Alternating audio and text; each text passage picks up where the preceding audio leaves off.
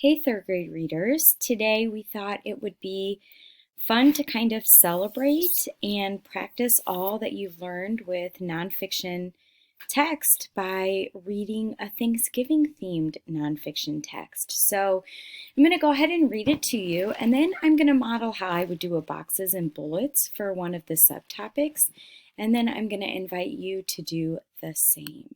Here we go. The Humble History of Pumpkin Pie. It might be hard to imagine Thanksgiving without pumpkin pie, but think about this. Pumpkin pie is a pie which is filled with squash. Who in the world decided to fill a pie with a squash?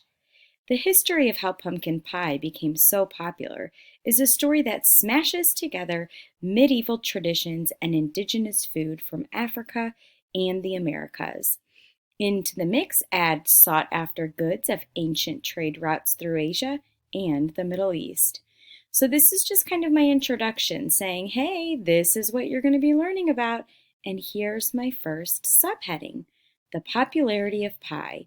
First, let's start simply with the pie, which was more popular during the Middle Ages in Europe than it is in the U.S. today, according to Ken Albala. He is a professor of history at the University of the Pacific in Stockton, California. He's also the author of more than 25 books about food and food history, including Food in Early Modern Europe. In medieval times, pies looked much different than the ones we know today. People didn't eat the crusts. Instead, pie crusts were made of a dough that was thick and bland, not flaky and buttery, and were basically just bowls that held the filling.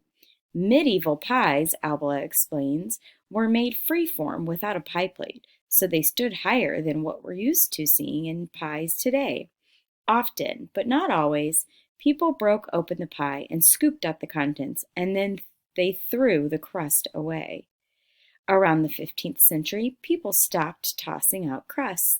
When European settlers arrived in North America, eating pie crust became normal and a very important part of life. Food was scarce, especially during winters, and eating pie crust became a great way to stretch small amounts of food to feed hungry people. By the 17th century, eating a slice was the way to savor pie. In medieval Europe, there was no pumpkin. Instead, Europeans made pies with gourd fillings, favoring varieties that originated in Africa. Thanks to the exchange of plants, foods, animals, microbes, people, and culture between Europeans and the Americas, Europeans got their first taste of pumpkins. It took years for them to warm up to some foods from North, Central, and South America. Things like potatoes and tomatoes were considered poisonous. However, they took to pumpkins quickly because they were similar to the gourds with better flavor. Ooh, let's take a peek at this bonus fact here. Pumpkin pie filling goes all the way back to the Middle Ages. That's making me hungry. Subheading number 2, everything nice about pumpkin spice. Pumpkin pie, as we know it, is fundamentally medieval, Albala says. Pumpkin spice is a classic medieval combination. And the spice combination that we today associate with autumn, in the Middle Ages, it wasn't just used for squash pies. A similar spice combination was used in everything during that time period. Not only did it taste good, those same spices were also considered a status symbol that wealthy people used to flaunt their riches. Sugar was rare too. If you could offer guests a feast featuring spices, sugar, and vegetables from the New World, you were rolling. You find the cinnamon, clove, ginger, nutmeg combo everywhere up into the 16th century, Albala says. But what we think of as pumpkin spice goes into most recipes, until French haute cuisine in the 17th century begins to banish them to the end of the meal, along with sweets. Third grade, there's a word that's unfamiliar to me in that paragraph, and I'm having trouble getting any clues from what the author says. I don't see any synonyms or antonyms. I can't use the context. It's this word right here, haute. So, guess what I do? A good reader will not continue reading until they know what it is. So I Googled it. Fashionably elegant or high class. So, what this sentence is telling me is that pumpkin spice was in tons and tons of recipes until a very fancy French cuisine said, no, no, no, no, no, this can only be used towards the end of the meal along with sweets. Interesting. Here's part of a very early recipe for pumpkin pie, then called pumpkin pie, published in the British cookbook, The Accomplished Cook from 1685. Take a pound of pumpkin and slice it, a handful of thyme, a little rosemary, and sweet marjoram stripped off the stalks. Chop them small. Then take cinnamon, nutmeg, pepper, and a few cloves all beaten. Also 10 eggs and beat them. Then mix and beat them all together with as much sugar as you think fit. Then fry them like a froise, and after it is fried, let it stand till it is cold. Again, friends, another word that's unfamiliar to me, and I'm not getting a ton of information from the author's text, maybe because this was written, almost 400 years ago. So I'm not going to continue reading until I figure out exactly what it means. Let's Google it.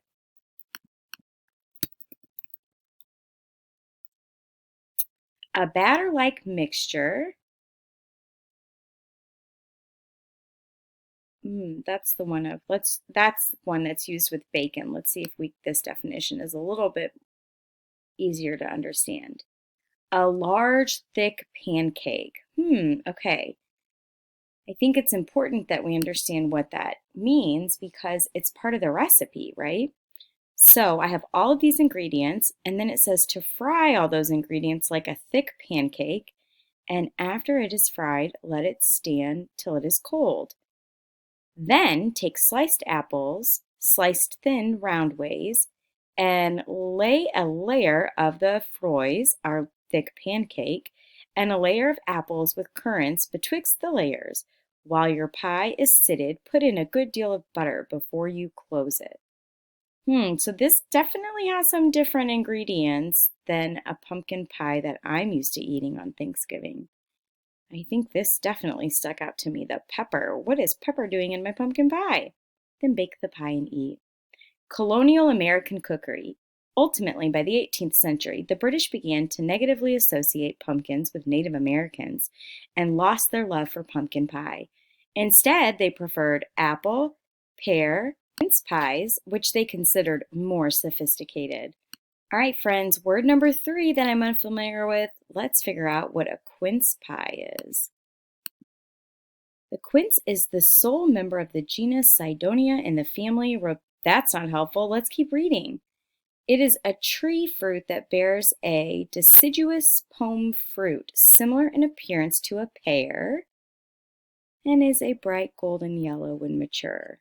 So sounds like it belongs to the pear family, and it was added with actual pears for pies then. However, at the same time, colonists in America began to make pumpkin pie on their own. American Cookery by Amelia Simmons is the first cookbook ever written by an American featuring ingredients indigenous to America and published in America. It was published in 1796.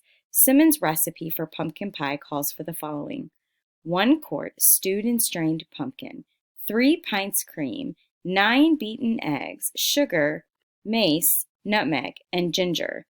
That, friends, sounds a little bit more familiar than our previous recipe. Then, with the dough spur, cross and checker it and baked in dishes 3/4 of an hour. Simmons' recipe is very close to what we recognize today as traditional pumpkin pie, with one exception. Her recipe calls for a top crust. By the early 1800s, pumpkin pie became a single crust pie and a mainstay of American cuisine and Thanksgiving feasts. Ooh, I feel like an expert on pumpkin pie. Now I'm going to show you how I would take one of these subheadings and create a boxes and bullets for it. So as you probably remember from our work with boxes and bullets when we were reading through our Gorillas book, a lot of times one subheading is enough information for you to get an entire boxes and bullets. The whole Newsella article is probably too much information for me to condense to just one main idea with 3 supporting details. So the first thing I did was chose which subheading I wanted to create a boxes and bullets for. Now I'm going to look through it and see, is there a pop-out sentence that the author included that summarizes what the main idea of this part of the article is about? Well, it starts out by telling me that it's fundamentally medieval and then continues to give me lots of details about how old it is and how the recipe has evolved over time. So I'm going to use that and kind of wrap it into one sentence for my box. Pumpkin pie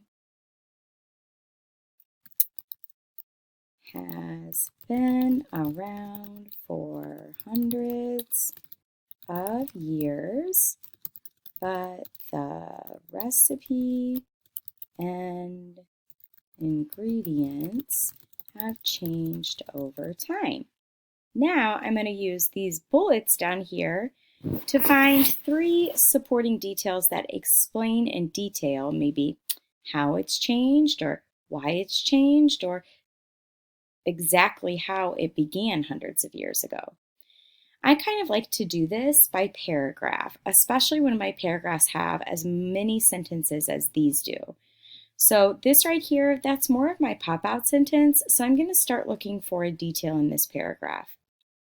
Here it's telling me that the spices that we use in pumpkin pie was something that was used all throughout the year during medieval times.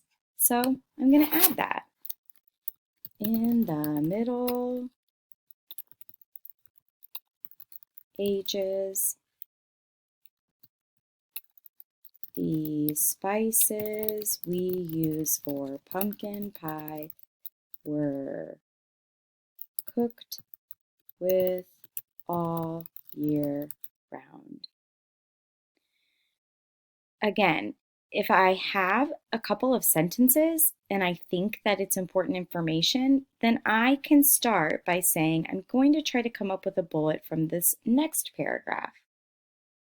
So this is where they tell me that where once they were used all year round, that stopped in the 17th century. Remember when our fancy schmancy French cuisine said, no, no, no, no, no. Those spices need to wait until dessert.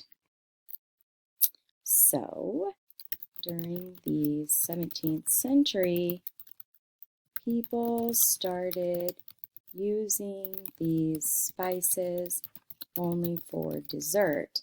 And I also remembered something about spices indicating that you were wealthy. And it looks like that actually came from my other paragraph. So I'm going to add it here. And showed you had wealth. All right. And here, starting at this spot right here, all the way to the end of this subheadings section, it describes a recipe that they found in 1685 for a pumpkin pie. Remember, as we read it, we discovered that it's really different than the pumpkin pie that we eat now. So, a recipe for pumpkin pie from 1685 was very different from the pumpkin pie we eat today. All right, friends, your time to try. This is the last subheading in the article that we read, so I want you to go through, find a main idea, maybe check this first paragraph for a pop-out sentence that can give you a clue. Then go through the rest of the information that is shared and see if you can come up with 3 supporting details. If you cannot read this article, all you need to do is pause and rewind, because remember, I read this aloud earlier in the video. Good luck, can't wait to see what you've learned about pumpkin pie.